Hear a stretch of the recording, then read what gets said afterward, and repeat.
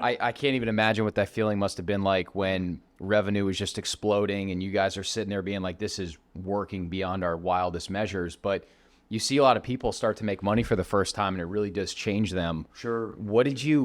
Is there anything that was helpful to you to just kind of stay humbled and rooted and not let that success get to your head? Because so many people struggle with that, man. You've done such a good job staying balanced. And Thank you for that, but I'll tell you when I started smiling, man, I almost got a little sideways. Oh yeah, I did, and not anything, I think the word is nefarious, right? But I had my eyes on certain cars and stuff. Like, look, dude, just don't do it. But yeah, there's a story I'll tell very, very, very quickly. Just you mentioned the oil fields, but this is a true story. Chad and I were working in the oil fields. We were dead broke, literally dead broke, and there was a day that, on our lunch break, the only thing we could afford is a 99-cent cheeseburger from McDonald's. That's we had to split it. And so when I think about that story so often, and there were times that we were sitting, that's what we would celebrate. It's not, hey, yay, we're making all this money. I've said this a million times. To me, money, period, is just a byproduct of doing something that you really love. And so thank God we could pay our bills. It was never of, hey man, we hit X amount of dollars in the bank account. Swear to God above, I mean that. But I always revert back to that story. Think of that. I think with tax it was $1.03, right? And we had to split that. And there were times that we'd celebrate the wins that you mentioned at a good steak dinner, which I know you guys love, and look around and just say we did it. And that's the best feeling in the world for me. I could care less about my bank account. In fact, it's pretty low right now. And so, but anyway, no, it's a stupid joke. But yeah, just celebrating those wins, I hope in a humble way. How can you forget having to split a cheeseburger, right? So anyway, that's that's a true story. When you put yourself back in the headspace of when you guys were bussing tables, starting the restaurants, was there stuff that you were doing on a personal level, the workouts, just things to take care of yourself so you could actually perform at the job? Because it's so easy for entrepreneurs to just pour themselves into the business, and then it's like, you look up and you're not the person that you were. Harry, I'm so glad you asked that, man. Another famous story that I tell all the time. I have some real good college friends of mine, and one in particular, I know his dad really well.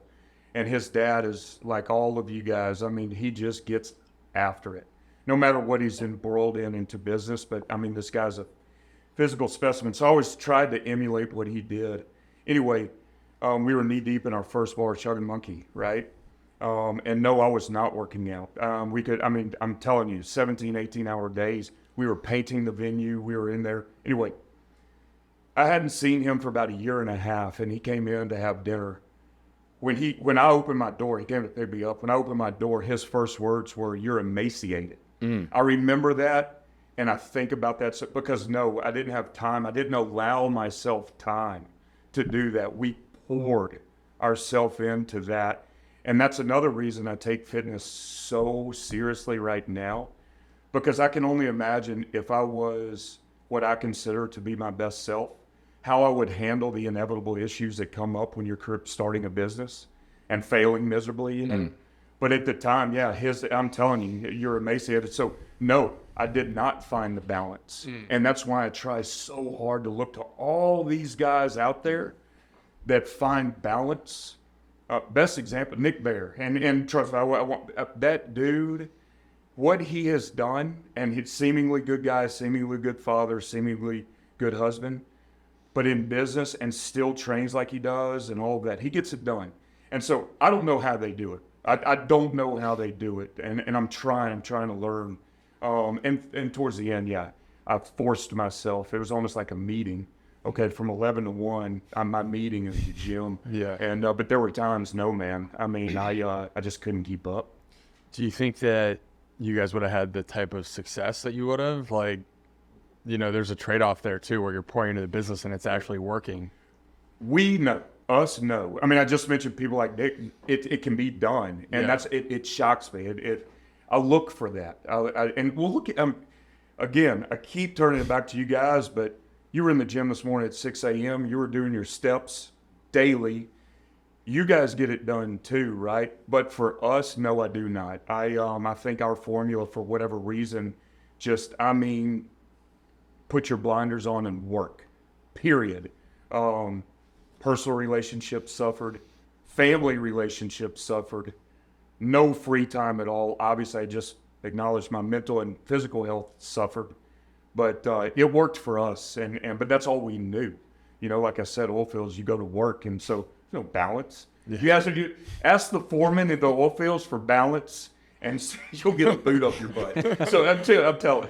So anyway, you're lucky to eat lunch out there, but yeah. So anyway, it served us well, but I wouldn't recommend it at all.